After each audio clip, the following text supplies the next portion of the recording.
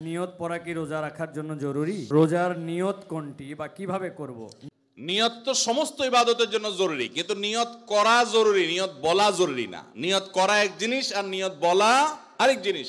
মুখে নিয়ত বলে আর অন্তরে নিয়ত করে, অন্তরে নিয়ত করে আর মুখে নিয়ত বলে।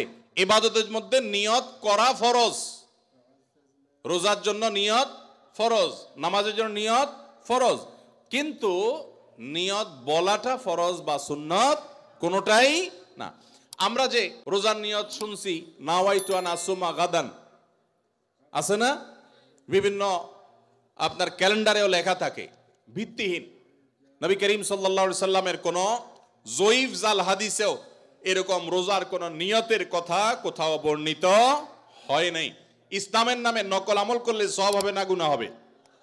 খবরদার। এই জন্য আমরা মেহেরবানি করে, আমি কি জন্য ভোর রাতে উঠছি? সারি খাইতে উঠছি। সারি খাইতে উঠছি মানে কালকে রোজা রাখবো, এটাই তো আমার নিয়ত। মনের ইচ্ছা আছে, ইন্টেনশন আছে, এটাই নিয়ত। মুখে আলাদা নিয়তের উচ্চারণ দরকার নাই।